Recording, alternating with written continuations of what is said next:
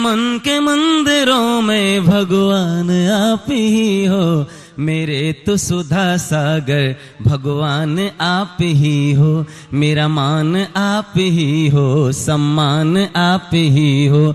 मेरा मान आप ही हो, सम्मान आप ही हो। मेरे मन के मंदिरों में हाय, मेरे मन के मंदिरों में भगवान आप ही हो, मेरे तो सुधा सागर भगवान आप ही हो। चर्या जो आप करते महावीर से हो दिखते, चर्चा जो आप करते आगम की वाणी खिरते। जो हमको मिल गया वो वरदान आप ही हो।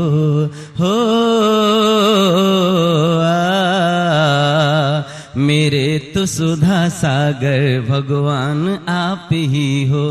हाथों में पिछ कमंडल बड़ा प्यारा प्यारा लागे, जब ज्ञान तेरा देखा सागर से गहरा लागे। और जिन वाणी के जैसा श्रुत ज्ञान आप ही हो।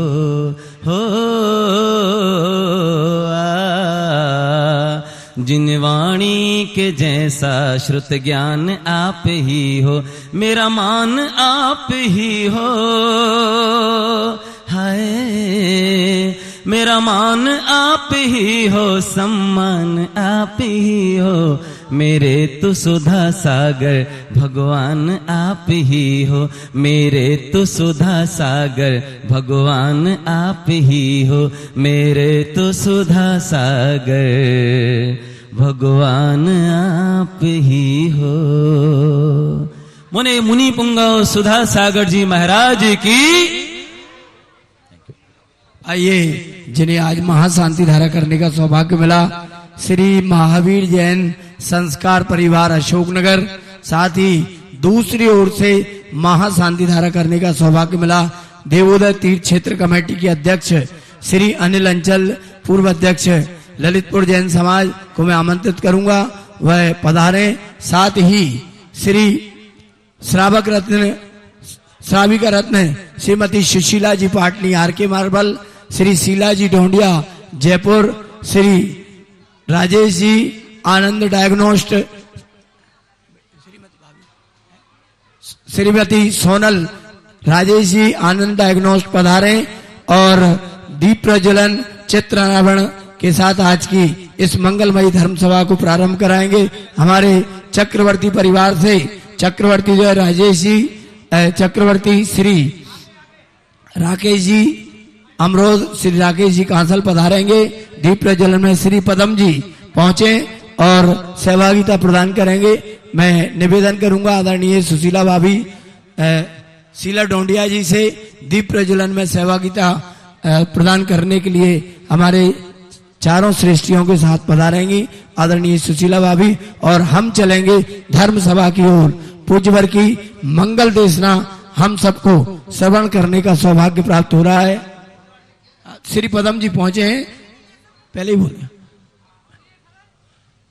आइए, आचार्य भगवान के चित्र के समक्ष दीप प्रज्वलन अज्ञान तिमिर के नाश कराने वाली ज्ञान ज्योति का यहाँ प्रज्वलन। अहमदाबाद बहुत दूर, अशोकनगर में सबसे पहली ट्रेन मुजफ्फरनगर से अहमदाबाद चलती थी, तब नाम सुना था। आज अहमदाबाद से बहुत सारे भक्त बसन लेकर आए हैं। जय और दिनेश जी से निवेदन करूंगा वह पधारे। जय शास्त्री, हमारे सचिन भाई दिल्ली से हमारे परम मित्र हैं, आए और दीप प्रज्वलन में सहभागिता प्रदान करें।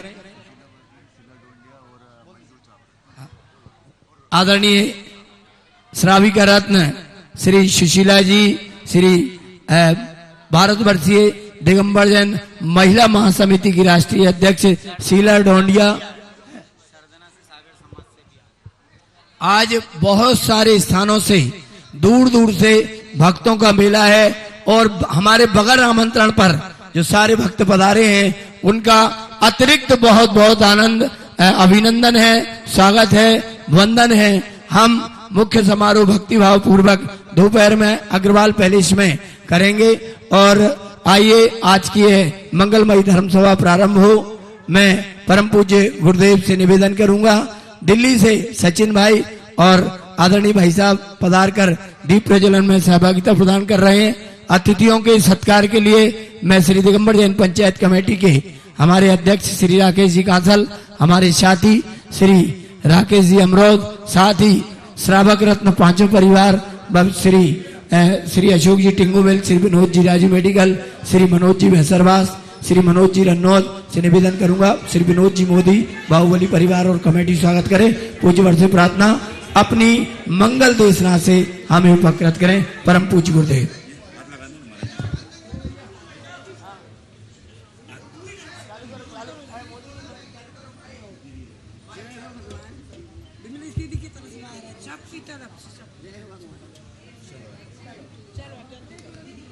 जय श्री ओम नमः सिद्धेभ्यः। जय श्री ओम नमः सिद्धेभ्यः। जय श्री ओम नमः सिद्धेभ्यः। सर्वमंगल मांगल्यम सर्वकल्याण कारकम प्रधानम सर्वधर्माणां जैनं जयतु शासनं। जैनं जयतु शासनं। पंच परमेष्टि भगवान के आचार्य श्री गुरुवर कुंद कुंद महाराज की, आचार्य श्री गुरुवर विद्यासागर महाराज की।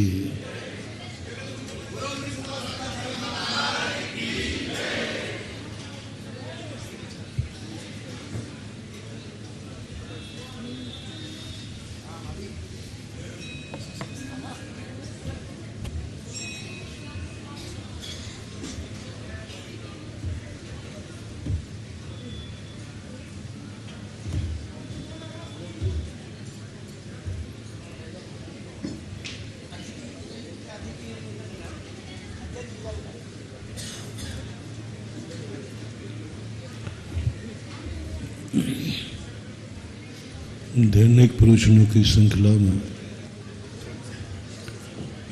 वचन चल रहा है और कल बताया था कि सबसे पहले किसी भी कार्य करने के पहले स्वहित पर विचार करना चाहिए। कोई भी कार्य करने के पहले ये सोचना चाहिए मुझे इससे त्रिकाली लाभ क्या है। लाभ अलग चीज है और त्रिकाली लाभ अलग चीज है। अच्छा होना अलग चीज है और त्रिकाली होना अच्छा चीज है। अच्छा लगना अलग चीज है और अच्छा होना अलग चीज है। जो हमें अच्छा लग रहा है वह अच्छा हो ये कोई नियम नहीं है। जो हमें बुरा लग रहा है वह बुरा हो ये कोई नियम नहीं है। हर कड़वी चीज अहितकारी होती है ऐसी बात नहीं। प्रत्येक मीठी चीज हितकारी होती है सो बात नहीं। कड़वे वचन अहितकारी हो ऐसा नियम नहीं। मीठे वचन हितकारी हो ऐसा कोई नियम नहीं। जो हमारे मन को अच्छा लग रहा है वह अच्छा है ऐसा नियम मत बनाना। जो हमें देखने में अच्छा लग रहा है मत समझना कि वो वस्तु अच्छी है। हमें सुनने में अच्छा लग रहा है मत समझना कि वो शब्द अच्छे हैं। हमें खाने में अच्छा लग रहा है मत समझना कि वो भोजन अच्छा है। हमें बोलने में अच्छा लग रहा है मत समझना कि वो बोल अच्छे हैं। मुझे कहीं जाना अच्छा लग रहा है, मत समझना कि वो स्थान अच्छा है। मुझे कुछ कार्य करने में अच्छे लगते हैं, लेकिन जरूरी नहीं कि वो अच्छे हो। अच्छे का निर्णय अच्छे लगने से नहीं है, अच्छे का निर्णय अच्छा होना है। अब अच्छा होना हम कैसे समझें? कल हमने आपको सेल्फ रीडिंग करने की बात कही थी। आप खुद अपनी जिंदगी को समझो, गुरुओं से नहीं, भगवान से नहीं, माता पिताओं से नहीं। बालक होने के बाद एक अधिकार दिया गया है कानून में कि तुम खुद अच्छा बुरा निर्णय करने में समर्थ हो। नाबालिग अवस्था में अच्छे बुरे का निर्णय नहीं होता। नाबालिग अवस्था के हस्ताक्षर मान्य नहीं होते। नाबालिग अवस्था का वसीयतनामा मान्य नहीं होता।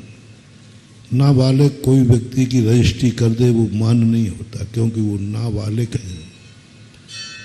लेकिन बालिग होने के बाद वो एक ही बयान देता है, पूरा जगत एक तरफ हो जाए और वो है कह दे कि मैं बालिग हूँ, अपने अच्छे बुरे का मुझे ज्ञान है, तो कोर्ट उस बालक के पक्ष में हो जाता है। जैसे आजकल जो घटनाएं घटती ना, बच्चे बच्चियों के, दोनों परिवार विरोध में है, दोनों परिवार दोनों के विरोध में है, दोनों परिवार के सैकड़ों लोग खड़े हो गए, दोनों जातियां खड़ी हो गई। अभी एक केस कुछ दिन पहले पेपर में आया था, पूरी 2 जातियां खड़ी हो गई कोर्ट में। दोनों परिवार कोर्ट में खड़े हैं कि यह संबंध नहीं होना चाहिए। जाति विरुद्ध था, धर्म विरुद्ध था, धर्म गुरु भी विरोध में खड़े हैं, नहीं होना चाहिए। सारी पंचायतें विरोध में खड़ी हैं, नहीं होना चाहिए। दोनों परिवार, दोनों समाजें भी एक साथ विरोध में खड़ी हैं। अंत में जब दोनों बालक बालिकों से पूछा तो उन्होंने एक बात बोला, हम दोनों बालक हैं, नाबालिग नहीं हैं। वकील साहब, हम दोनों बालक हैं, हम खुद अपनी जिंदगी के संबंध में अच्छा बुरा निर्णय करने का समर्थ रखते हैं। अतः ये हमारा फैसला है, साहसपूर्वक, स्वेच्छापूर्वक, बिना दबाव के, बिना प्रभाव के हम निर्णय करने में समर्थ है। कोर्ट ने उन दोनों के पक्ष में निर्णय दिया। सारी समाज खड़ी रह गई, सारे परिवार खड़े रह गए, सारे धर्म शास्त्र गुरु खड़े रह गए, कुछ नहीं कर पाए। कानून है। फिर मैंने इसी बात को लेकर के कल से एक प्रसंग चलाया है। क्या धर्म शास्त्रों में भी ऐसी व्यवस्था है? पूज्य वज्रसेन स्वामी महापुराण। उन्होंने जब बालक 45वें दिन मंदिर गया तो उसके सारे अधिकार माता पिता को दिए। गुरु ने या पंचों ने बैठ करके एक फैसला किया और उसको माता पिता को दोनों दिए। इस बालक के सारे नियम आप लोग पलवाओगे। माता पिता नियम लेते हैं 45वें दिन मंदिर में जाके या गुरु के पास जाकर के, शास्त्र के अनुसार। मंदिर ले जाने का नाम यह नहीं है कि उसको मंदिर में दर्शन कराना, वो तो दर्शन करने लायक है ही नहीं अभी, उसको तो कोई समझ ही नहीं है। लोग समझते हैं कि हम मंदिर में बच्चे को दर्शन कराने ले जा रहे हैं। नहीं, ये तो कथन मात्र है। वो दर्शन करते ही नहीं, आंख ही नहीं खोलता, वो जानते ही नहीं कुछ। मूल वहां पर अर्थ है कि बालक को मंदिर ले जाकर के इसलिए बैलेट करते हैं कि हम इसके माँ बाप हैं और ये मेरा बेटा है। उस समय वहां पर कहा आचार्य पूज्यवत जिनसेन स्वामी ने कि वो उस समय एक नियम देंगे कि इसके जब तक ये बालक नहीं हुआ है तब तक इसके सारे नियम आप पलवाओगे। अष्टमूल गुण आदि जो भी नियम है वो माता पिता को देते हैं। आप इसको रात्रि में नहीं खिलाएंगे, दूध आदि की छूट है, नियम है। दुग्धपान बालक के लिए छूट है, बाकी और कुछ नहीं खिलाओगे। इसको अष्टमूल गुण का पालन कराओगे, इसको तुम प्रतिदिन मंदिर ले जाओगे, इसको प्रतिदिन तुम एक नमोकार मंत्र सुनाओगे। उसको पूरे 8 साल तक, जैन दर्शन में 8 साल के बाद व्यक्ति को बालक माना गया।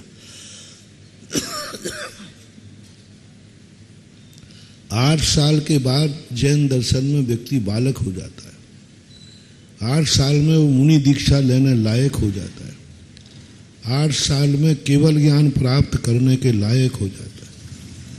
8 साल के बाद वह अरहंत परमेष्टि बन सकता है, सिद्ध बन सकता है। फिर भी जिनसेन स्वामी ने एक प्रसंग दिया कि 8 वर्ष तक माता पिता उसके नियम का पालन कराएं। 8 वर्ष के बाद उसको छोड़ दिया गया, अब वो खुद निर्णय करे। उसको नियम दिए जाएं धरोहर में।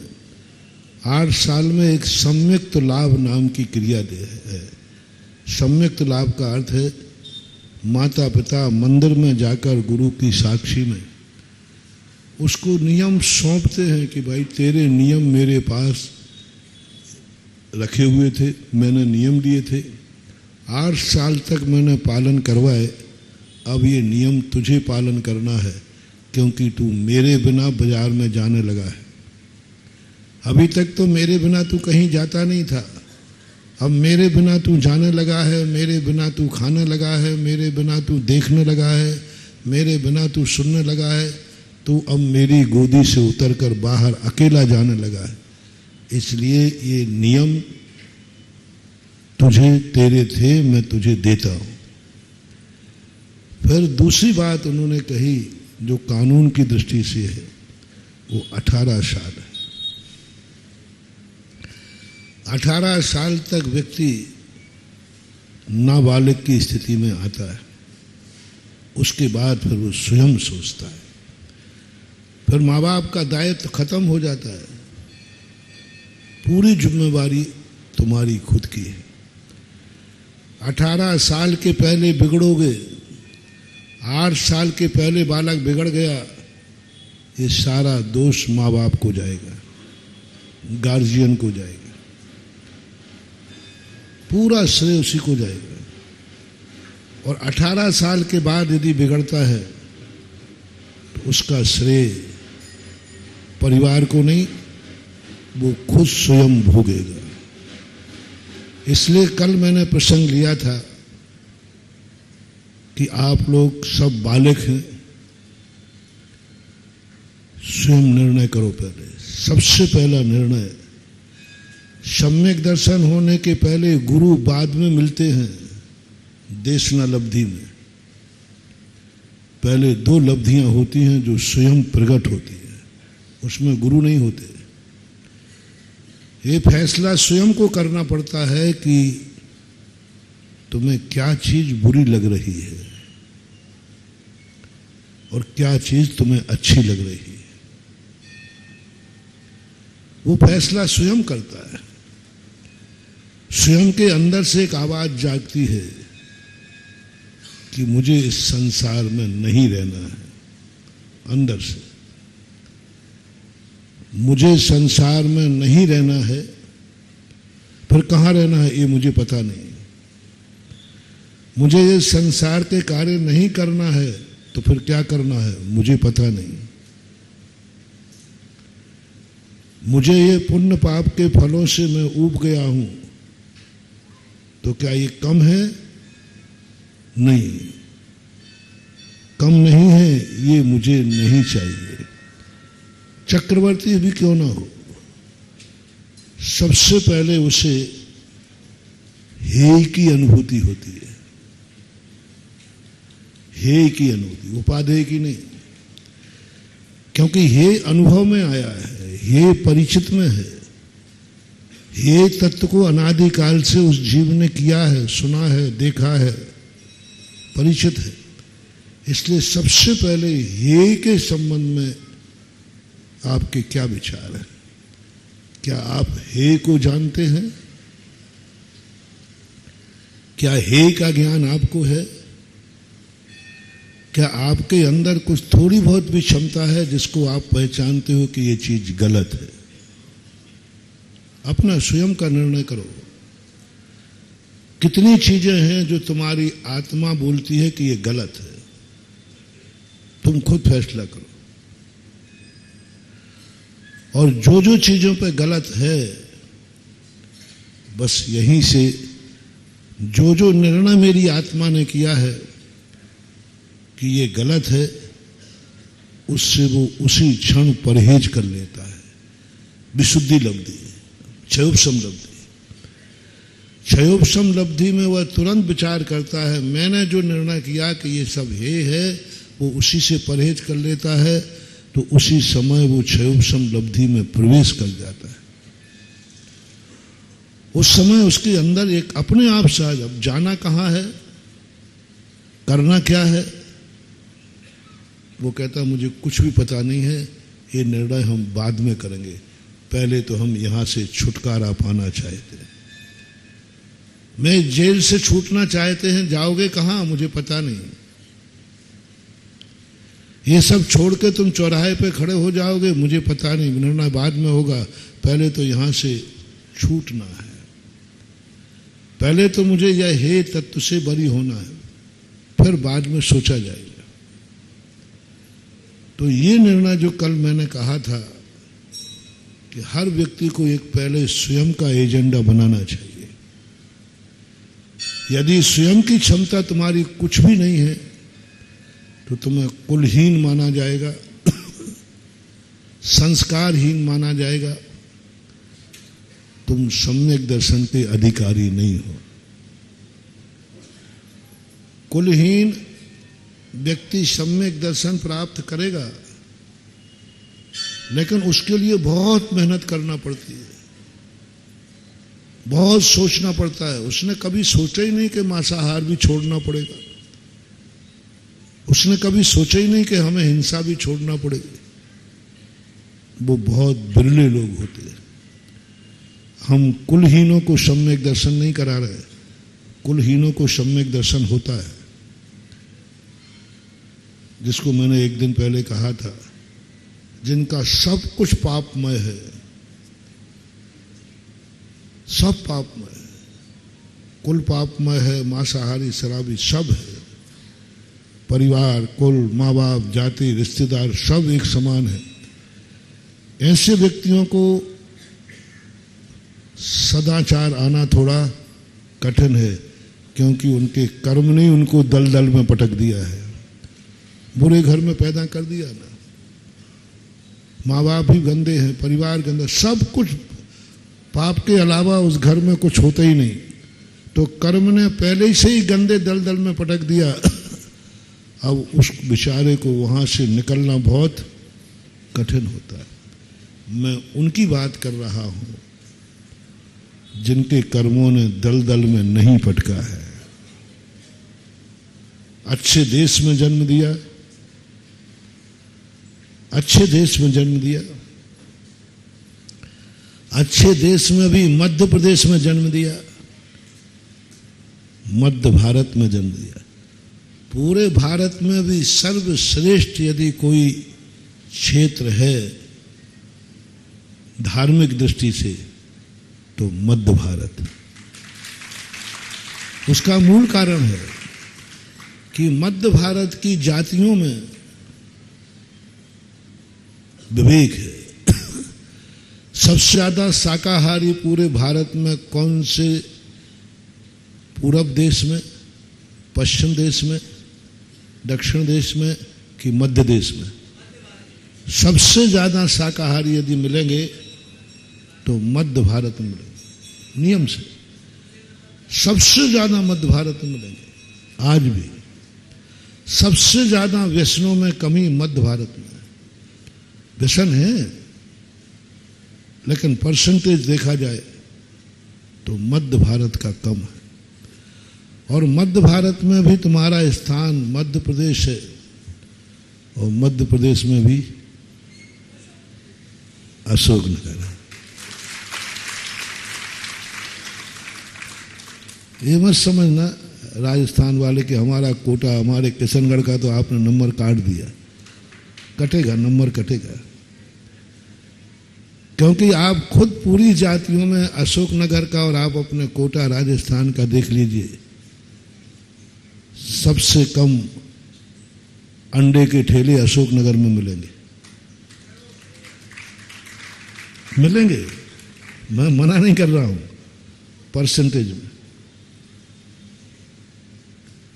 सबसे कम मांसाहार की दुकान है। ऐसी बात नहीं, अशोकनगर रहत नहीं है, लेकिन कोटा और अशोकनगर में बहुत अंतर है। क्योंकि मैं तो सारी दुनिया घूम रहा हूं ना।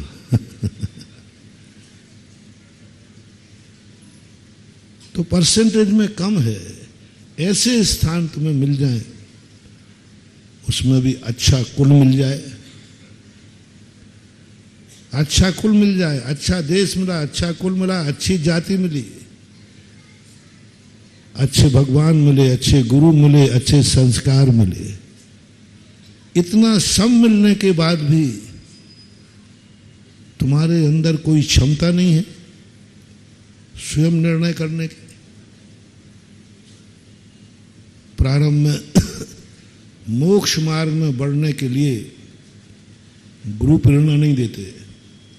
हम उपदेश दे सकते हैं, प्रेरणा नहीं दे सकते। हम संसार का स्वरूप बताएंगे, हम परमार्थ का स्वरूप बताएंगे, लेकिन हम तुम्हें परमार्थ में बढ़ने का आदेश नहीं दे सकते। हम मंदिर का स्वरूप बताएंगे, मंदिर का आदेश नहीं देंगे। हम व्रतों का स्वरूप बताएंगे, व्रतों का आदेश नहीं देंगे। ये निर्णय तुम्हें खुद करना है, स्वयं का निर्णय करना है। तुम्हारा क्या निर्णय है? तुम उच्च कुलीन हो, तुम्हें खुद ये निर्णय होना चाहिए, तुम्हें खुद निर्णय करना है। मोक्ष मार्ग में आना है कि नहीं आना, ये निर्णय आपका है। मोक्ष मार्ग में आने के बाद गुरु संभालेंगे, लेकिन मोक्ष मार्ग में आने तक तो स्टेशन जाने के बाद गवर्नमेंट की गारंटी है तुम्हें मंजिल तक भेजना, लेकिन स्टेशन, घर से स्टेशन आने के लिए गवर्नमेंट का कोई वाहन नहीं है। टिकट कहां से मिलता है? घर से स्टेशन का कोई पैदल आएगा, कोई ऑटो से आएगा, कोई कहीं से आएगा। स्टेशन के बाद फिर आपको नियम लागू होंगे कि आप फलाने प्लेटफार्म में जाओगे, फलानी गाड़ी में, फलाने डिब्बे में, फलानी सीट पर बैठोगे। लेकिन स्टेशन जाने के लिए कोई गवर्नमेंट का कानून नहीं होता।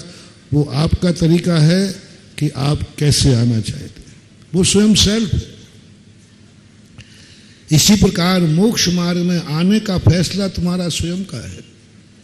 हम किसी से नहीं कह सकते कि तुम मोक्ष मार्ग में आओ। स्वयं के निर्णय करना पड़ेगा, मुझे इस संसार में नहीं रहना है। बस ये आदेश गुरु की अपेक्षा मत करना। महाराज आप आदेश दे दीजिए, मैं गृहस्थ में रहूं या नहीं, मैं गृहस्थी बसाऊं या नहीं। नहीं, ये निर्णय तुम्हारा है कि तुम्हें गृहस्थी में रहना है या नहीं। फैसला तुम स्वयं करो। यदि गुरु स्वयं आदेश देते हैं बालक को, तो वो नाहिंसा भी है। गुरु इसके अधिकारी नहीं है। कानून से और धर्म से, दोनों से बाधा को प्राप्त हो जाएंगे। किसी को मैं जबरदस्ती कहूंगा मेरा आदेश है तुझे कल मोक्ष मार्ग में आना है, ये साधु की, गुरु की उद्दंडता मानी जाएगी? नहीं कह सकते। वो स्वयं कहेगा कि मुझे संसार में नहीं रहना है, तो नहीं रहना है तो मत रहो, मेरे पास क्यों आए? अरे भाई, घर छोड़ना है तो छोड़ो ना, संसार में नहीं रहना है तो मत रहो ना। नहीं, मैं गुरु के पास इसलिए आया हूं, मुझे संसार में नहीं रहना है ये तो पक्का है, लेकिन कहां रहना है ये मुझे पता नहीं। ये पता पाने के लिए गुरु के पास आया हूं। यहां नहीं रहना है, इसका निर्णय किसको करना है? स्वयं को। ये कार्य मुझे नहीं करना है, ये निर्णय स्वयं का है। ये चीज नहीं खाना है, ये निर्णय स्वयं करना है। ये कार्य जितने नई नई नई वाले बात हैं, उसका फैसला तुम्हारा होगा।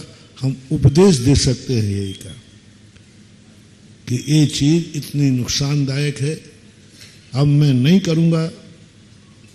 वो निर्णय आपका है। फिर गुरु हे का त्याग कराने के लिए नहीं होते हैं। गुरु इसलिए होते हैं, तुम यह नहीं करोगे तो फिर क्या करना है? यहां नहीं रहोगे तो कहां रहना है? यह नहीं देखोगे तो क्या देखना है? यह नहीं सोचोगे तो क्या सोचना है? यह नहीं सुनोगे तो क्या सुनना है? यहां नहीं जाओगे तो कहां जाना है? यह नहीं खाओगे तो क्या खाना है? ऐसे नहीं खाओगे तो कैसे खाना है? ये सारा फिर गुरु बताएंगे।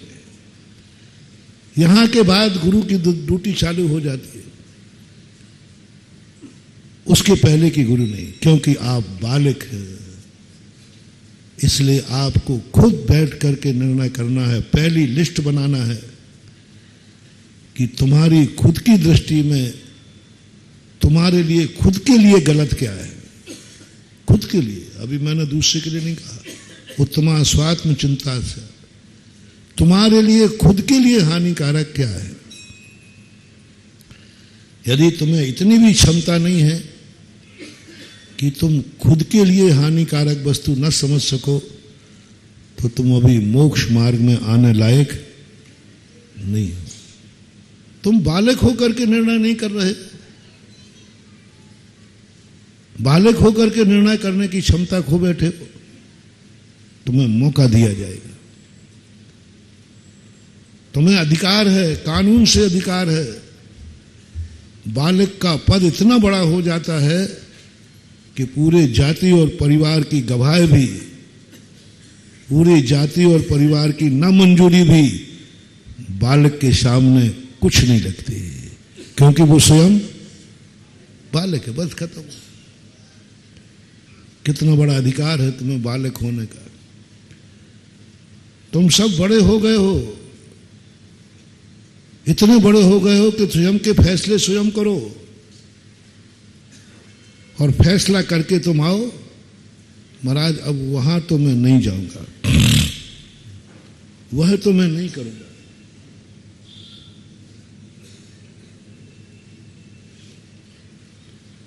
ये चीजें पहले आप निषेध की लिस्ट लाइए, तुम क्या क्या नहीं करोगे। ये कॉलेज ऐसे ही नहीं है, ऐसे कॉलेज नहीं है। उस कॉलेज में आजकल बच्चों को भर्ती होते ना, तो एक बच्चे का एक कॉलेज में एडमिशन नहीं हुआ, वो आ गया, बोले महाराज जी मैंने पूरा, मैंने बात क्या हो गई? बोले मम्मी पापा बोले मैं फेल हो गया। है ना, एडमिशन के समय आजकल माँ बाप का इंटरव्यू लिया जाता, बाला तो छोटा सा 3 साल का, उससे कुछ नहीं दिया जाता। माँ बाप का इंटरव्यू, यदि माँ बाप फेल हो गए तो बच्चे का एडमिशन नहीं होता। ऐसे भी कॉलेज हैं। बोले मैंने कि आप फेल हो गए? बोले हाँ, मैं जवाब नहीं दे पाया। तो कॉलेज वालों ने कहा जिसके माँ बाप इतने मूर्ख हों, ऐसे मूर्ख माँ बाप के बच्चों को हमारे यहाँ कोई एडमिशन नहीं। मैंने बहुत सोचा, पढ़ाई बच्चे को करना है, सोचना है, ये माँ बाप को क्यों? बोले यही तो सबसे बड़ी बात है कि माँ बाप अपनी तरफ से बच्चे को क्या दे पाएंगे? क्या बच्चा इतना योग्य बन जाएगा? इसलिए कोई भी चीज होती है, शुरुआत में किसी कार्य करते समय स्वयं को नहीं, किसी को आपको दोस्त बनाना है, किसी को साथी बनाना है, किसी को रिश्तेदार बनाना है, तो जिससे तुम संबंध जोड़ रहे हो उसकी तरफ मत देखो, जिनके बीच में रहता है उनकी तरफ देखो। आजकल का जो मैंने अभी कहा ना, कोर्ट के फैसले मान्य हो जाते सब। हमारे यहाँ कहा गया कि यदि आप बच्चे की शादी करना चाहते हो तो इनके माँ बाप को देखो। पहले शुरुआत करो जाति से, शुरुआत करो देश से। देश कुल जाई शुद्धः, ये मात पदों के लिए नहीं लिखा, आचार्य पद के लिए नहीं लिखा, मुनि पद के लिए नहीं लिखा, ग्रस्त के लिए भी। देश कुल जाई शुद्धः, ये 3 शब्द दिए। जिसको तुम रिश्तेदार बना रहे हो, क्या वो देश से शुद्ध है? क्या वह जाति से शुद्ध है? क्या वह कुल से शुद्ध है? कुल का अर्थ कोई ऐसा कुल नहीं, कोई पर्टिकुलर हो। जिस कुल में सदाचार होता है वह कुल कहलाता है। तो क्या ऐसा कुल है? फिर इनके माँ बाप क्या है? जो हमने एक दिन कहा था ना, पहले शादियां होती थी, 8 साकें मिलाई जाती थी। साकें बोलते थे 8 साकों का था। पूज्यवर शांति सागर महाराज के समय 8 साकों का प्रचलन था। इस पर बहुत बड़ी मीटिंग हुई थी, बहुत बड़ी मीटिंग हुई। बैरिस्टर चंपत राय जी वकील साहब हुए, क्योंकि 8 साकें मिलाना बहुत कठिन हो गया। 8 साकें बताई थी ना हमने। इसके पीहर यानी इस बच्चे के मामा, मामा के पिताजी, पिताजी के पिताजी, पिताजी के पिताजी 4, इस बच्चे की माँ, माँ की माँ, माँ की माँ, यानी ननिहाल से 4 पीढ़ी क्या शुद्ध हैं? इन 4 पीढ़ियों का आचरण कैसा रहा है? इनकी रेपुटेशन फाइल क्या है? 4 पीढ़ी की रेपुटेशन क्या है ननिहाल की? इनके यहाँ कैसी, इनकी माँ की माँ की माँ, दादी दादी कैसी थी? इनके आचार कैसे थे? इनके विचार कैसे थे? इनकी इज्जत कैसी थी? वो देखा जाता है। और 4 देखे जाते हैं पक्ष में, पिता, दादा, उसका पिता, उसका पिता। ये 4 पीढ़ियां दोनों तरफ की शुद्ध होती हैं, उस लड़का लड़की की शादी की जाती है। आज आप तो कबाड़ा ही कर दोगे। कबाड़ा नहीं, सवाल जिंदगी का है। देश कुल जाई शुद्धा का अर्थ बता रहा हूं। पीढ़ियां कितनी पीढ़ी? 4 पीढ़ी। पिता, पिता का पिता, पिता का पिता, पिता का पिता। एक तो स्वयं पिता, स्वयं को नहीं लेना, पिता, पिता के बाद उसका पिता, फिर उसका पिता, यानी 4। आप 4 की बात मेरे 4 पिताओं के हमें नाम ही पता नहीं। चौथी पीढ़ी के पूछे जाके भाई चौथी पीढ़ी के आपके दादाजी का क्या नाम था, तो शायद 70-80% लोग नहीं बता पाएंगे। बता देंगे कौन सी पीढ़ी में?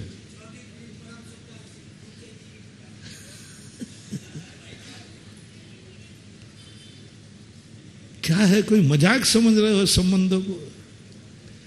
कोई बाजार की सब्जी मंडी समझ रहे हो कि गए बाजार में थैला लेके आ गए, बाजार में रहे तो जाकर के संबंध बना लिए, रिश्तेदार बना लिए, हम इसके पति, हम इसकी पत्नियां। ऐसे संबंध बनाए जाते हैं। और ऐसे बनने वाले फिर बच्चे का इंटरव्यू बाद में थोड़ा सा लिया जाता है, बोले क्या लेना।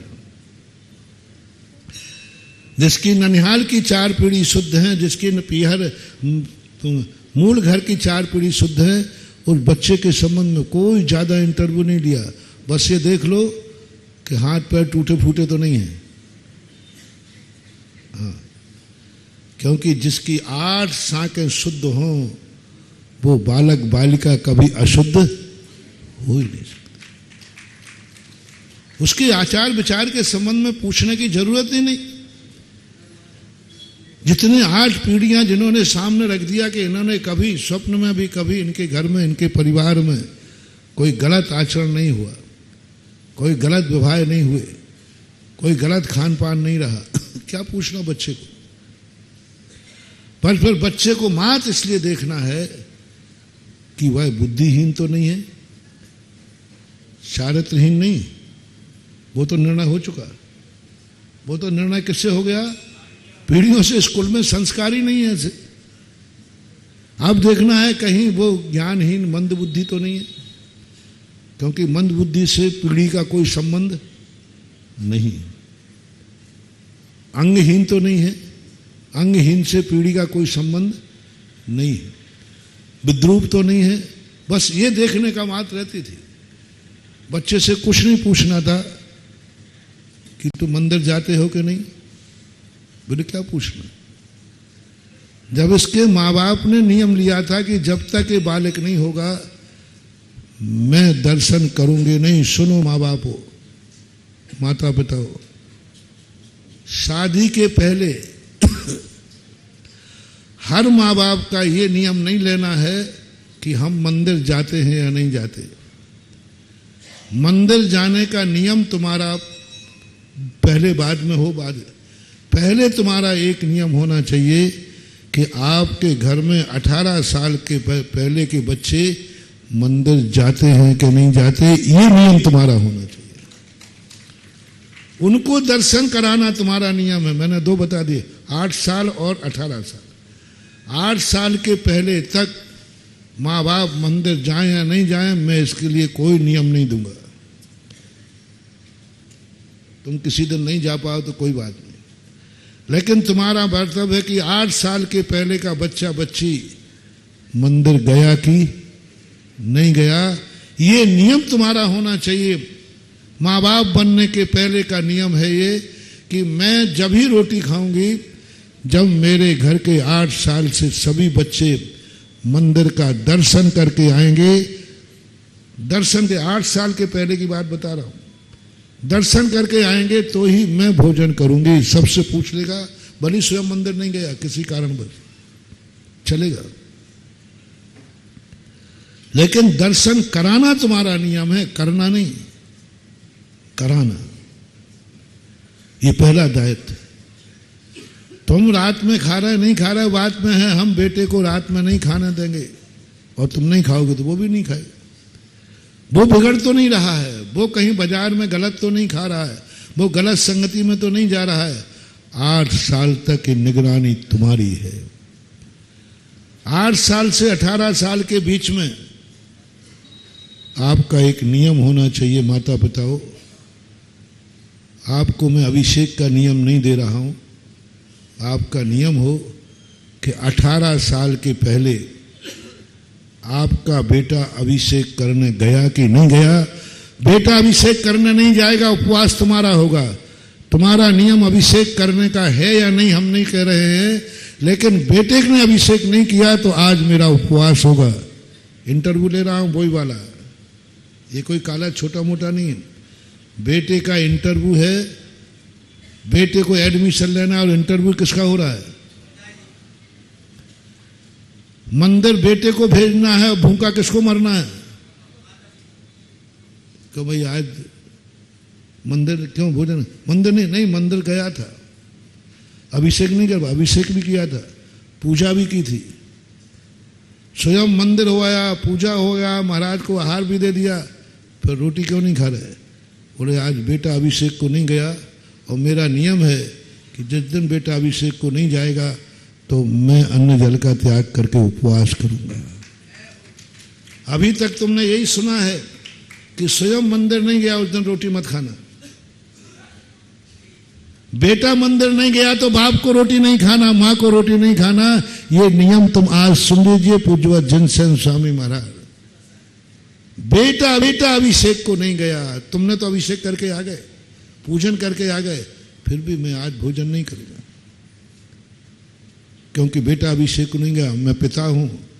18 वर्ष तक मेरा नियम है कि बेटे को अभिषेक करेगा तभी मैं अन्न जल ग्रहण करूंगा।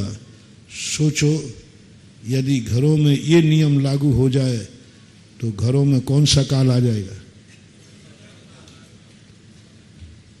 तुम्हें होश ही नहीं, तुम बाप बनने के बाद अकेले अभिषेक करके चले जाते हो, पूजन करके चले जाते हो। अरे ये तो पता करो बच्चे का क्या हुआ। अच्छे थे तुम, बच्चों के बाप नहीं बनते तो अच्छा था। कोई बना नहीं बनना, क्योंकि मैं अब बच्चों के कारण भूखा नहीं मर सकता।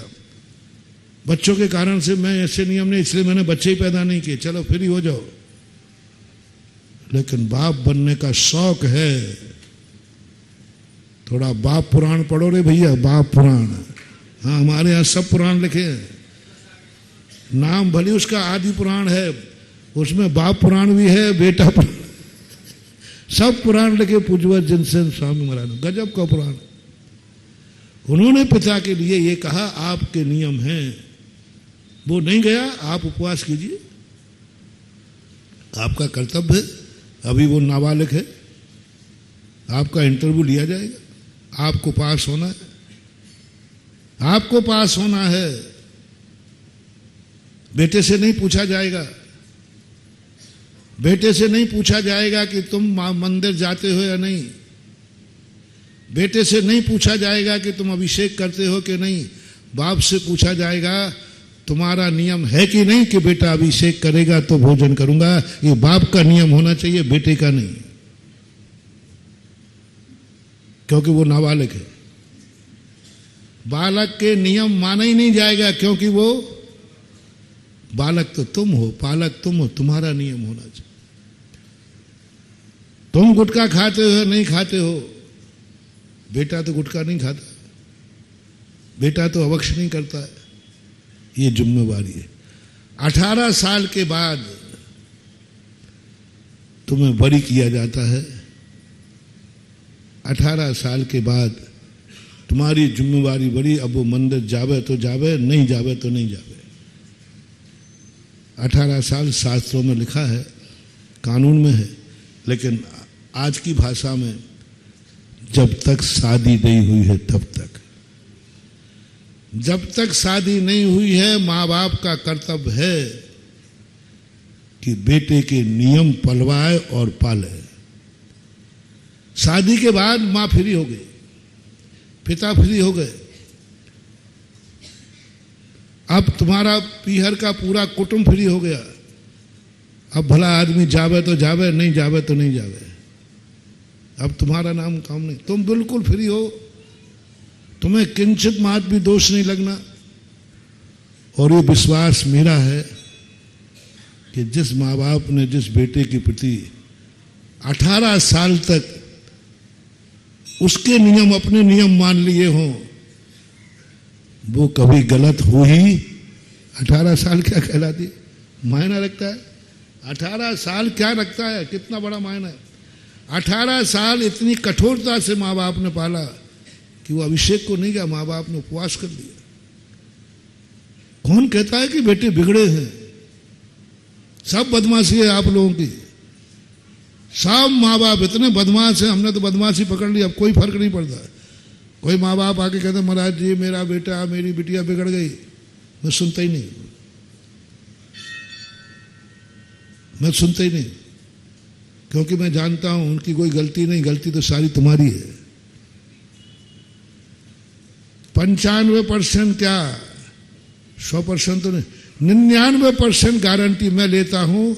हर माँ बाप 18 साल तक अपने बेटे के नियम स्वयं अपने नियम मान ले, उसके बाद जो बिगड़ेगा उसकी जिम्मेवारी मैं लेता हूं। आप मुझे शेयर करना जो बात मैं कह रहा हूं। अपना नियम होने पर, आपका अपना नियम कोई है, टूट जाए तो आप क्या करते हैं? प्रायश्चित देते, प्रायश्चित दीजिए मेरा नियम टूट गया था। नहीं बेटा, नियम टूटा है बेटे का और प्रायश्चित बाप आके ले रहा है। मेरे रहते हुए बेटे ने गुटखा खा लिया और आज मुझे प्रायश्चित दीजिए।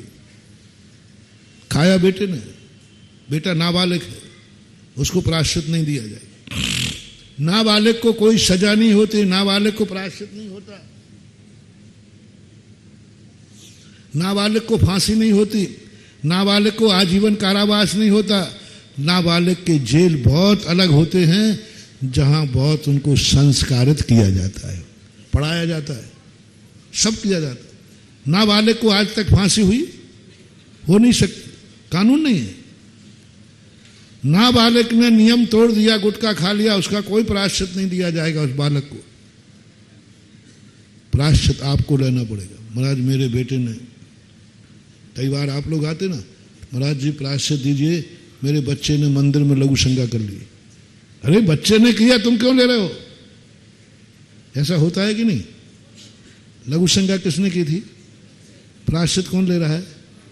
बस यही सिस्टम लागू करो, यही सिस्टम लागू करो। बेटे ने शराब पी ली, प्रायश्चित तुम लीजिए, प्रायश्चित तुम्हें लेना है। बेटे ने गलती, कोई भी गलती की है, वो मंदिर नहीं गया, उपवास तुम्हें करना है। महाराज जी आज प्रायश्चित दीजिए। बोले क्या बात हो गई? मेरा बेटा आज मंदिर नहीं जा पाया और रोटी खा ली। कौन आया प्रायश्चित लेने?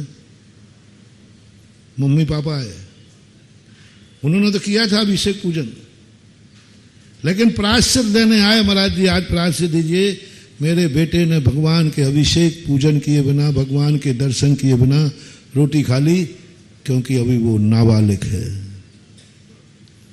शेयर करना, यदि ये संस्कार अपने घरों में हो जाता है तो वो लोग बालकों पे क्या उम्मीद की जाए? 18 साल के बाद बालक कैसे निकलेगा? अरे क्या निकलेगा? वो तो साक्षात कुलवंत, कुल दीपक, जात दीपक, देश दीपक, धर्म दीपक बनेगा। वो तो जहां जाएगा, जब राष्ट्र में जाएगा तो राष्ट्र में उजेला, जाति में देखा तो जाति, जिस दृष्टि से देखोगे चारों तरफ उसके उजेला ही उजेला। जब राष्ट्र उसको देखा तो राष्ट्र गर्व करेगा, जाति देखेगी तो जाति गर्व करेगा, और कुल की तरफ देखोगे तो कुल गर्व करेगा, और धर्म की तरफ देखोगे तो धर्म भी गर्व करेगा। उसके बाद फिर भी तुम्हारी जिम्मेवारी बरी की जाती है। उसके बाद जिम्मेवारी किसकी है वो और थोड़ा सा समझ लें। जैसे बेटा ने शादी गृहस्थी में प्रवेश कर लिया या नहीं किया है तो फिर गुरु की जिम्मेवारी है। यदि वो मोक्ष मार्ग की तरफ गया तो फिर गुरु जिम्मेवार होंगे, गुरु उसको संस्कारवान बनाएंगे। लेकिन गृहस्थी में गया, अब तुम्हारी जिम्मेवारी नहीं। यदि उसने घर छोड़ दिया है तो अब जिम्मेवारी गुरु की है, और वो गुरु जाने उसको कि वो उनके लायक है कि नहीं। गुरु भी परीक्षा करेंगे, ऐसे ही सबको एरा खेरा को नहीं ले लेंगे। जिनके मोक्ष में जाने तक का भाव है, आज ही आया था सरवार सिद्धि में, कल आया था दोपहर में, किनके लिए अतिथि संभोग, बहुत गजब की चीज थी। भोजन नहीं कराना, आहार कराना है। भोजन के लिए कुछ नहीं देखा जाता है कि ये पात्र है कि अपात्र है। जो भूखा है भोजन दो, पक्षी है तो भोजन दो, गाय है तो भोजन दो, भिखारी है तो भोजन दो, परिवार है तो भोजन दो, रिश्तेदार है तो भोजन दो। स्वयं को भूख लगी तो भोजन करो, कुछ नहीं देखना कौन है कौन नहीं है, भूखा है। लेकिन आहार दान सबको नहीं देना। भोजन कराना दान है क्या? तो फिर बारातों में कितनों को कराते हो? और घर में 10-5 लोग तो प्रतिदिन, वो दान की कोटि में नहीं आएगा। आप कितनों को भोजन करा रहे हो, ये दान नहीं लिखा किसी शास्त्र में, वो भोजन है।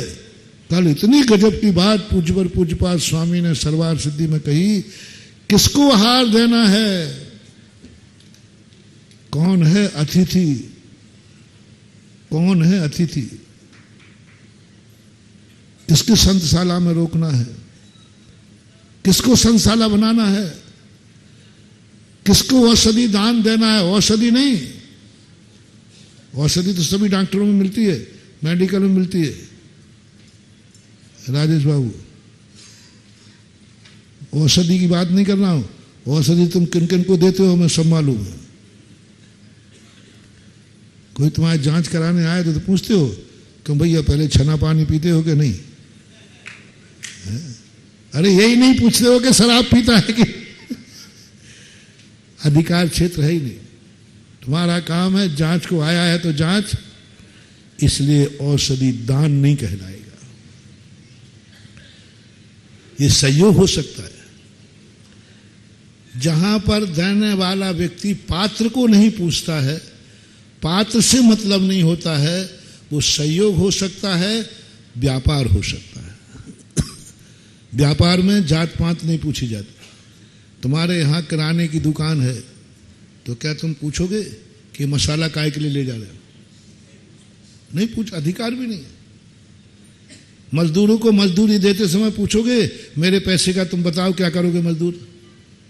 नहीं, तुम्हारे यहाँ जो मजदूर लगे ना मिस्त्री, उससे पूछना पहले ये बता मेरे पैसे क्या करेगा, ये जैनी का पैसा है। आपको पूछने का अधिकार, उसने मजदूरी की है, आप उसको पैसा दीजिए, चाहे वो शराब पीवे चाहे जुआ खेले, तुम पूछने के अधिकारी नहीं हो कानूनन, क्योंकि वो तुम्हारी सीमा के बाहर है। इसी प्रकार व्यापार में तुम नहीं पूछ सकते कौन तुम्हारी दुकान पे कपड़ा लेने आया है, कपड़ा दीजिए आप, आपको देना पड़ेगा क्योंकि व्यापार है। व्यापार में और सहयोग में कुछ भी नहीं पूछा जाता, पात्र को पात्र के। लेकिन दान में, दान कब माना जाएगा? जब तुमने किसी उसको दी सेवा की हो, औषधि दी हो जो मोक्ष को जाना चाहता है, मोक्षार्थी। क्या गजब का शब्द दिया, मोक्षार्थी है कि नहीं? मोक्ष के लिए खा रहा है, मोक्ष के लिए जी रहा है, मोक्ष के लिए कर रहा है, उसका मूल उद्देश्य जीवन में है मोक्ष। आहार भी किस लिए करेगा वो? मोक्ष। शरीर को किस लिए पालन करेगा? 24 घंटे जिसके मन में सर्कल घूम रहा है, मैं जो कुछ भी करूंगा मोक्ष के लिए करूंगा। कुछ भी करेगा, आंख खोलेगा, देख के चल रहा है। किसके लिए देख के चल रहा है? मोक्ष के लिए।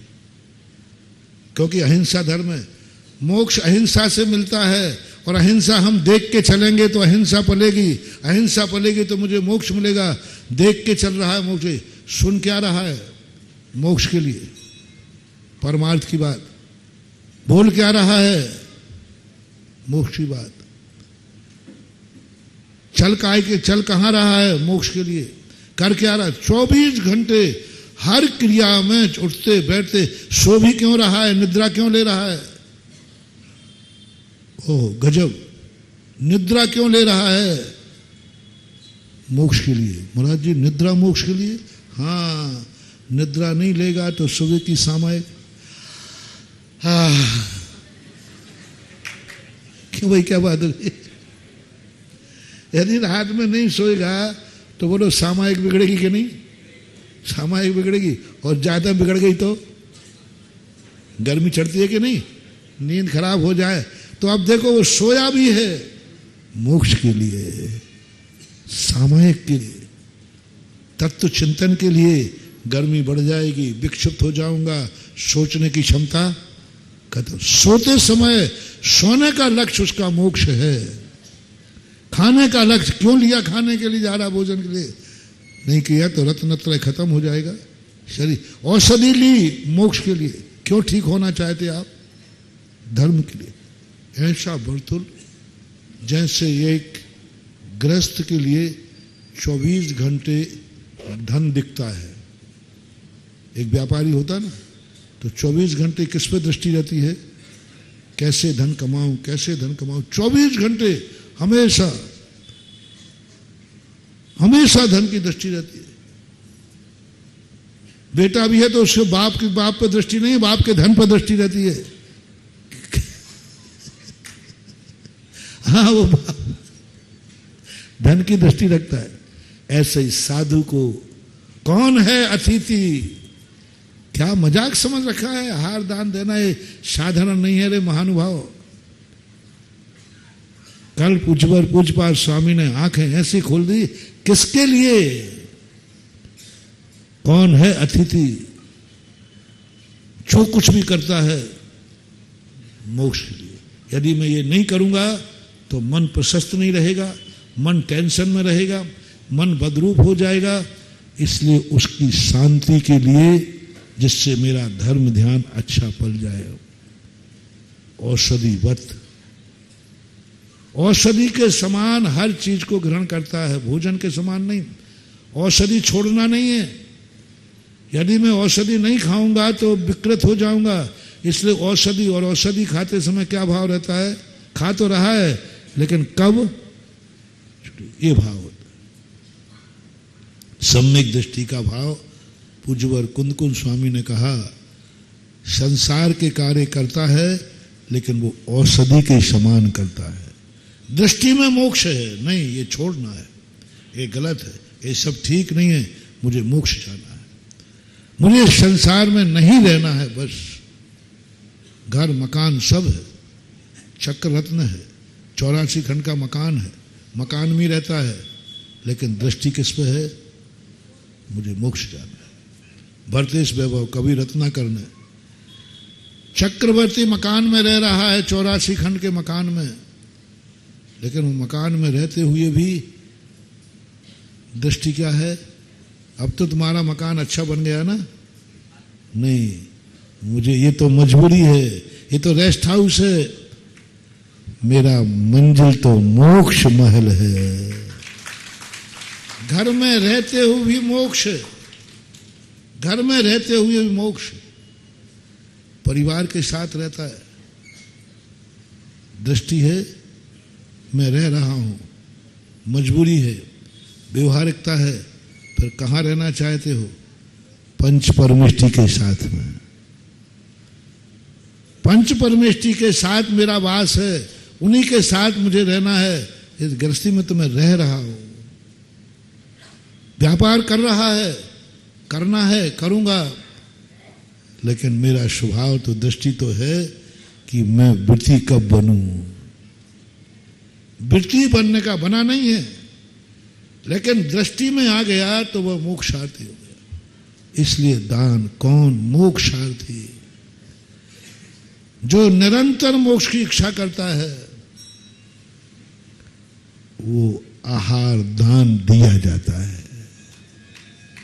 आहार दान, रोटियां खिला दो तुम्हें, जिसको खिलाना है तो, उसको कोई बाधा नहीं है। खिलाओ, खूब खिलाओ, जम के खिलाओ, टिफिन भी लगा दो। हाँ, टिफिन भी लगा दो, पठोनी बोलते ना, पठोनी। हाँ, खूब टिफिन भेज दो, जो भेजना भेजो, लेकिन आहार दान तो मोक्षार्थी को होगा। और आहार लेने का अधिकार भी उसे ही है। ये फोकट की रोटियां मत समझना। ये हाँ, फोकट में मिल रही हैं तो चेपे जाओ। एक एक रोटी मैं ब्याज के चुकाना पड़ेगी बाबा जी। हाँ, आप सोचो, तुम गृहस्थ के यहां आहार करने जा रहे हो या भोजन करने? भोजन करने जा रहे हो तो वो पहले तुम्हारा कौन है जो जा रहे हो? जिस किसी के यहां भोजन नहीं किया जाता है, नहीं मैं भोजन मान के भोजन कर लूंगा, तो भोजन मान के तो करोगे, लेकिन वो पहले तुम्हारा ब्याई जी है कि नहीं? रिश्तेदारी तो बताओ, दोस्त है कि रिश्तेदार है, मामा फूफा है, कौन है जो तुम उसके जा रहे हो? बिना रिश्तेदारी के किसी के यहां भोजन निमंत्रण होगा? फिर कोई ना कोई रिश्तेदारी तो निकालो। नहीं नहीं, हमारा महाराज जी दोस्ती है, दोस्ती दो, चलो कोई बात, दोस्त तो बोल दो। नहीं महाराज जी, हमारे इनका क्या है, दोस्त आना, बोले आयराना बोलते, क्या बोलते हैं, ऐराना ऐसे कुछ बोलते हैं। हमारा महाराज जी दोस्ती है तो कोई बात नहीं, चलेगा, दोस्त के यहाँ खा सकते हो। लेकिन तुम जिसके यहाँ आहार के लिए जा रहे हो वो कौन है? पहले फैसला करो, फैसला करो कौन है, जिसके यहाँ चले जाओ। भोजन करना भी है तो पहले रिलेशनशिप निकालो, संबंध बनाओ, दोस्ती का संबंध बनाओ, व्यवहार का संबंध बनाओ। वो हमारे यहाँ भोजन कर गया था, हम करते हैं, कोई भी संबंध बनाना पड़ेगा। क्या साधु संबंध बना के भोजन को जा सकता है? नहीं, ये मेरा दोस्त है, ये मेरे ब्याई जी है।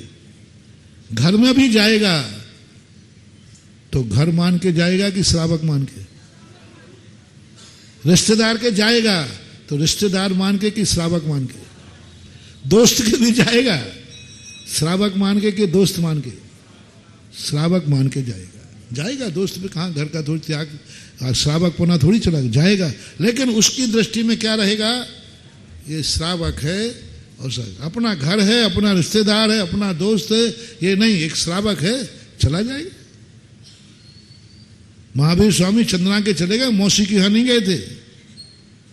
चंदना कौन थी? महावीर की मौसी के यहां गया था, बयानो था। नहीं, एक श्राविका के यहां गए थे महावीर स्वामी। क्या मौसी श्राविका मौसी नहीं हो सकती है? लेकिन मौसी तो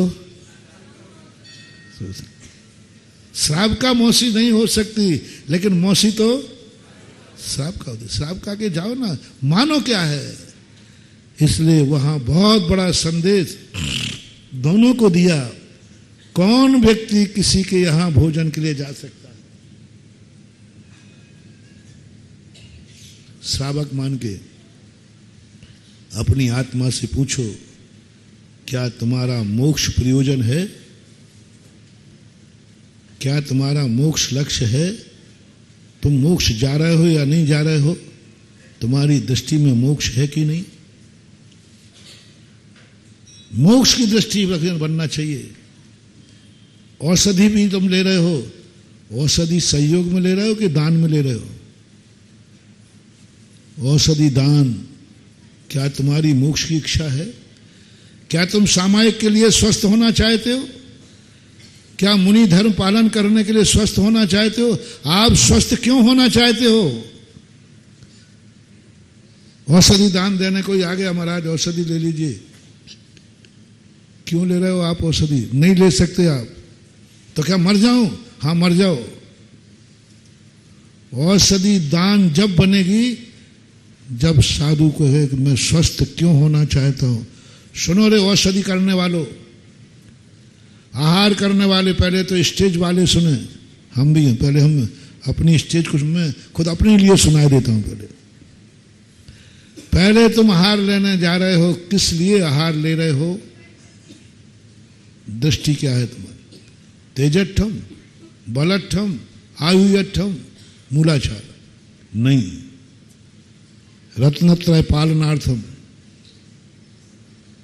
वैयावृत्त्यर्थम, धर्म प्रभावनार्थम। शरीर की स्थिति में रत्नत्रय बना रहे, इसलिए मैं आहार लेने जा रहा हूं। बस जाओ, अब तुम्हारे लिए कोई दोष नहीं है। सेवन तो भी न सेवदी, क्योंकि यदि तुम मोक्ष के लिए दान देने जाओगे, मोक्ष के लिए, रत्नत्रय के लिए, सामायिक के लिए, प्रतिक्रमण के लिए, धर्म की प्रभावना के लिए, स्वाध्याय के लिए, ये दृष्टि में तुम आहार लेने जाओगे तो आहार लेने में तुम्हें भारी पुण्य लगेगा।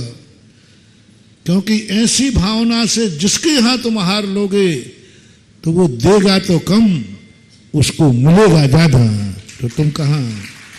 साधु आहार लेने अपना उपकार नहीं करता, उसका उपकार तो थोड़ा बहुत होता है। लेता मुट्ठी भर है और दे के दरिया भर आ जाता है।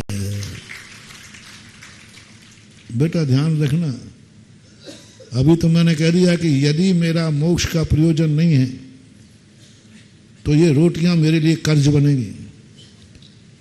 साधु के लिए, चाहे वो कोई भी हो, ब्रह्मचारी हो, ब्रह्मचारिणी हो, मुनि महाराज हो, आरिका हो, एलक हो, छुल्लक हो, कोई भी त्यागी वृत्ति हो, यदि मोक्ष की दृष्टि नहीं है, मां शरीर पर दृष्टि टिकी हुई है, व्रत को पालन करने की दृष्टि नहीं है कि मेरे व्रतों का पालन हो, मेरी सामायिक हो, मेरा प्रतिक्रमण हो, मैं बहुत अच्छा स्वाध्याय करूं, मैं बहुत अच्छी तपस्या करूं, ये भाव यदि तुम्हारा नहीं है तो तुम्हें आहार दान नहीं लेना है, तुम्हें भोजन करना है। सुन रहे हो ना? तुम्हें नहीं सुना रहा हूं, सुधा सागर को सुना रहा हूं। क्या बात है? मैंने पहले ही कहा, मेरा प्रवचन कोई सुने या नहीं सुने, एक श्रोता पक्का है जिसका नाम है सुधा सागर।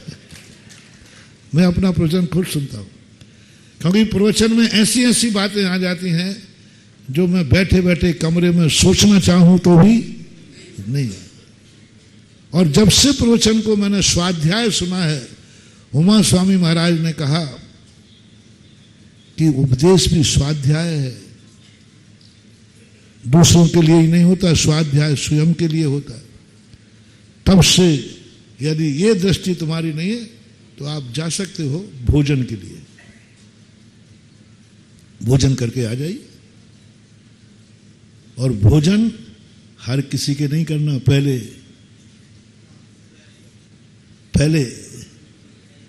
संबंध बनाओ, आयाराना बनाओ, कुछ ना कुछ संबंध बनाओ, तब बनेगा। बिना संबंध के बन ही नहीं सकता। हाँ, बिना संबंध के एक जरूर हो सकता है, भोजन। भीख मांग सकते हो। भीख किसके दरवाजे मांगी जाती है? रिश्तेदार के। तो जो व्यक्ति का मोक्ष का संबंध नहीं है, जो व्यक्ति सामायिक रत्नत्रय व्रत आदि का संबंध के बिना भोजन करता है किसी के यहाँ, वो या तो रिश्तेदारी से भोजन करे या वो भीख के अंदर जाएगा।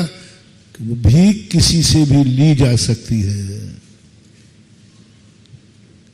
आपको अब हमारे लिए दो नियम हो गए, भोजन करो तो रिश्तेदार ढूंढो, नहीं तो भीख कहलाएगी, भिक्षा नहीं कहलाएगी। भीख कहलाएगी, भिक्षा नहीं कहलाएगी। और भीख मांग के खाना है तो खाते रहो।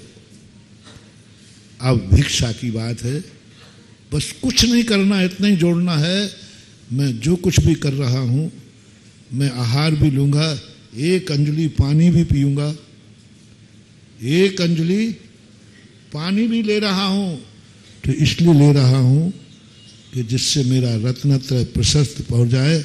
यदि कम पानी लूंगा तो गर्मी बहुत है, विहार करना पड़ेगा, हो सकता है पित्त बढ़ सकता है, हो सकता है सामायिक, हो सकता है डिहाइड्रेशन, क्या बोलते हैं पानी कमी, डिहाइड्रेशन, वो हो सकता है, तो सामायिक बिगड़ जाएगी।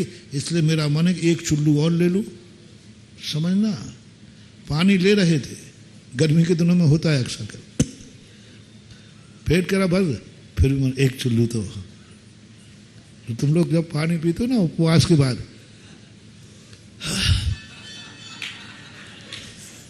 10 उपवास वालों को देख रहा था,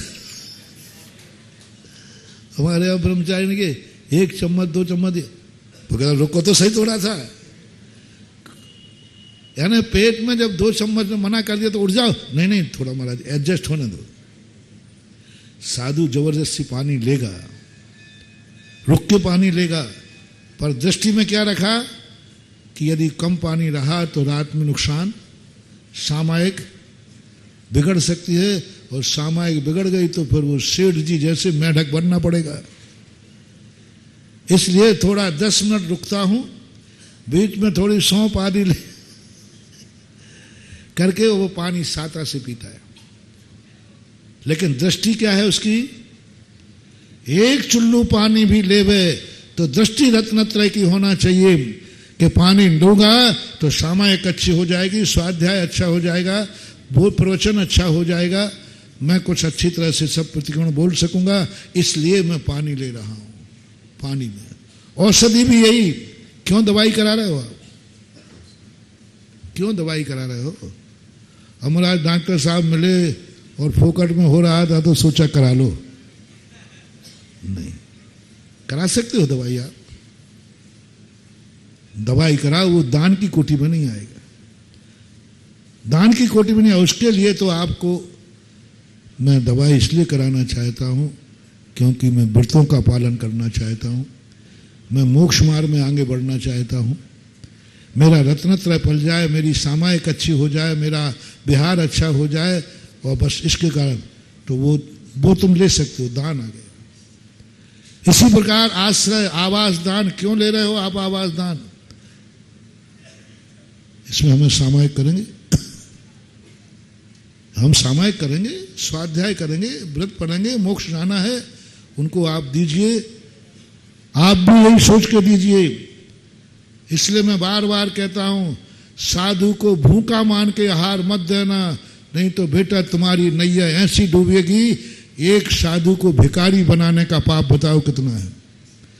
कभी चौका मत लगाना, कभी हार मत देना कि साधु भूखा है। भूखे को हार दिया जाता वो भीख होती है, रत्नत्रय के लिए हार दिया जाता वो दान होता है।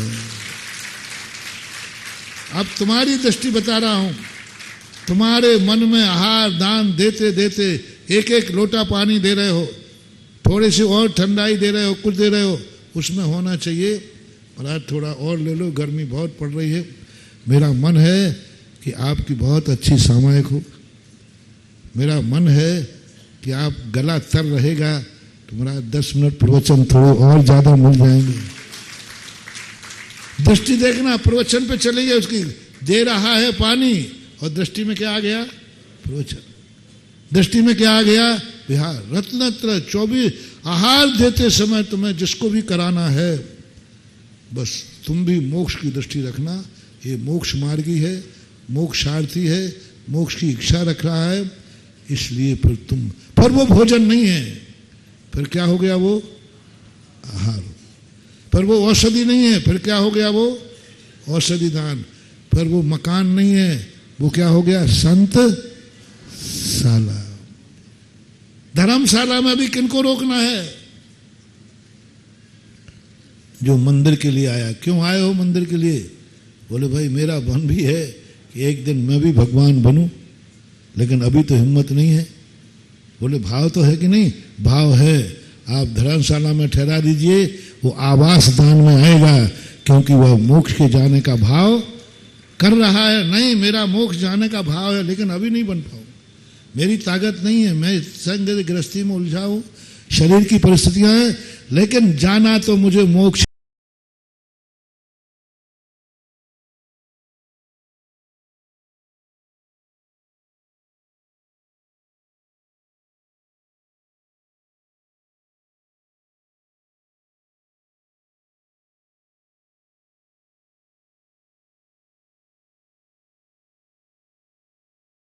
महाराज नहीं, मुझे विश्वास है,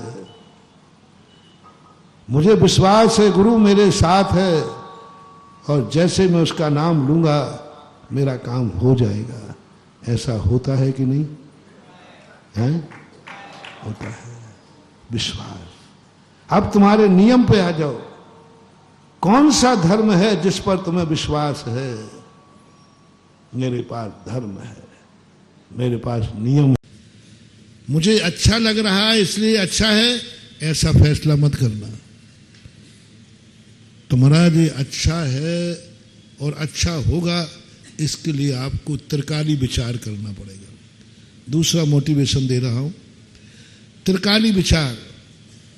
त्रिकाली विचार, जो मैं कर रहा हूं इसको अतीत में किसी ने किया है कि नहीं? आपको दे रहा हूं, मेरे लिए नहीं है, मैं तो तुम्हें उसके बाद संभालूंगा। अभी तो तुम्हें दे रहा हूं टिप्स कि बच्चे का एडमिशन कराने जा रहे हो, थोड़ा अध्ययन कर लो, हाँ थोड़ा पढ़ लिख लो। एडमिशन बच्चे का होना है, लेकिन इंटरव्यू तो तुम्हारा होना है।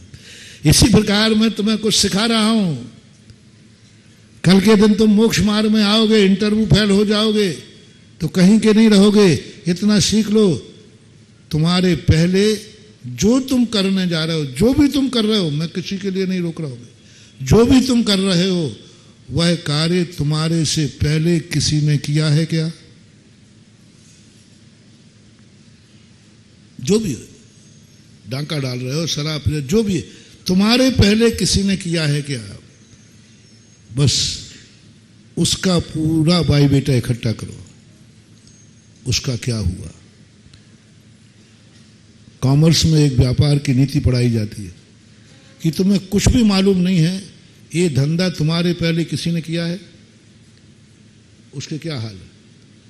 इस दुकान के पहले कोई दुकान बेचता है तो दुकान खरीदने के पहले सोचो इसके पहले जिसने दुकान की उसका क्या हुआ, दिवालिया हुआ था। इस दुकान पर क्या हुआ, इस धंधे पे क्या हुआ, ये जो कार्य किया था। इसलिए हर श्रावक को पहले लो, मैं तुम्हें एक बहुत अच्छी किताब दे रहा हूं जिससे तुम निर्णय कर सकोगे तुम खुद। उसका नाम है प्रथमान योग। पहले के लोग स्वाध्याय करते थे, मुनि बनने के लिए तरसते थे। क्या क्या रब लिखे उन्होंने, वो दशा मेरी कब होगी, वे गुरु कब मिल हैं, इनके अनुग्रह बिन कभी न कटे करम जंजीर, ते साधु मेरे उर्वशो मेरी हरहूं पातक। क्या कवियों के नाम लिखे, क्यों उनके परिणाम होते थे, क्योंकि पहले मंदिरों में प्रथमान युग की वाचना होती थी, प्रथमान युग बांचे जाते थे। और आज ग्रस्त प्रथमान युग नहीं बांच रहे हैं, सीधा समय सार पढ़ रहे हैं, सीधे बड़े बड़े ग्रंथ पढ़ रहे हैं। इसलिए आज जितना जितना व्यक्ति स्वाध्याय करता जाएगा वह व्यक्ति व्रतों से दूर होता जाएगा, संयम से दूर होता जाएगा। आज की पहचान है पंडितों की, पहले पंडित ही मुनि बनते थे और आज पंडित वृत्ति मिल जाए तो अभाग्य समझना। पहले पंडित ही वृत्ति बनते थे, आज पंडित वृत्ति मिल जाए तो बहुत मुश्किल है। पहले अमीर आदमी ही वृत्ति बनते थे, जितने अमीर होते थे नाभिराय चक्रवर्ती आदि वे सब वृत्ति बनते थे। आज अमीरों में वृत्ति मिल जाए तो दुर्लभतम दुर्लभ है, अभी भी है, लेकिन पहले 100% होते थे और अब 1-8% कोई है। जैसे बैठे ना तुम्हारे यहाँ शराब का बहुत, या तो इनके माँ बाप का प्रभाव है या सास ससुर का प्रभाव, नहीं तो अरे राम राम राम राम राम, बड़ा आदमी और वृत्ति अरे राम राम राम राम राम। आश्चर्य हो जाता है, बड़ा आदमी कोई मुनि बन जाए, राजा, अंतिम राजा चंद्रगुप्त बने। चंद्रगुप्त के बाद 16 स्वप्न देखे, 16 स्वप्न देखे चंद्रगुप्त ने। उसमें एक स्वप्न आया है कि तुम्हारे बाद अब कोई राजा दीक्षा नहीं लेगा। चंद्रगुप्त के बाद राजा हुए हैं कि नहीं, लेकिन राजा दीक्षा नहीं लेगा। चौथे काल में आता कि राजा ही दीक्षा लेते थे। 99% लोग जब आयु कर्मबंध हो, जो राजा होते थे अंत में वो संन्यास लेते थे। अच्छे राजाओं का लक्षण था, गद्दी पर नहीं मरते थे अच्छे राजा, संन्यास लेते थे।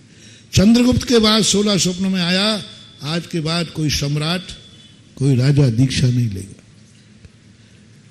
इसी प्रकार की स्थिति, तो इसी प्रकार की स्थिति बन जाती है कि आज बहुत कठिन हो जाता है, बहुत मुश्किल हो रहा है। आज पंडित ओहो वृत्ति पंडित है और प्रतिमाधारी मिल जाए, अरे राम राम राम राम, बहुत मुश्किल है। क्या युग था, पहले पंडित ही वृत्ति होते थे और आज पंडित क्यों, क्या कारण है? क्योंकि आज पंडितों ने प्रथमान युग पढ़ना बंद कर दिए। आज वो बालक बन गए जैसे उसका मन आया कि हमें ये कार्य करना है, मन में आया, करने चला गया, करने चला गया, ठोकर खा के गिर पड़ा, दिवालिया हो गया। क्योंकि करने के पहले ये नहीं सोचा इसके पहले यह कार्य किसी ने किया है कि।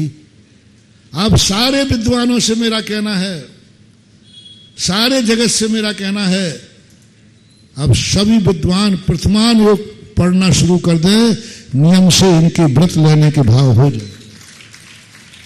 मुझे विश्वास है। प्रथमान योगमर्था ख्यानम चरितम पुराणम अपि पुरुषम बोधि समाधि निधानम बोधित बोधा समीचीनम। क्योंकि जब तुमने धंधा कर रहे हो कोई कार्य और तुमने पता किया कि इसके पहले वाले ने किया था, उसका क्या हुआ, क्या हुआ, ये जरूर करना। मोक्ष मार्ग में आने के पहले जो भी तुम कर रहे हो, प्रथमान युग में सब लिखी। जुआड़ियों की भी कथा लिखी है कि नहीं, शराबी की, सबकी कथाएं लिखी, उनको पढ़ लो। आप जुआ खेलना, खूब जम के खेलना। बस इतना सा कहना है, नहीं महाराज एक दिन जुआ खेलूंगा, बस दिवाली के दिन। हाँ खेल लेना, मैं मना नहीं करूंगा, मेरी तुम मानोगे भी नहीं, पर एक दिन का धर्मराज युधिष्ठिर की बस कहानी पढ़ लेना। उसने तो, तुम तो साल भर में एक दिन की छूट मांग रहे हो, उसने तो जिंदगी में एक बार खेला था। इस कार्यक्रम के पुण्यार्जक थे श्री कंवरलाल जी महावीर प्रसाद जी, पाटनी, मदनगंज, किशनगढ़, राजस्थान।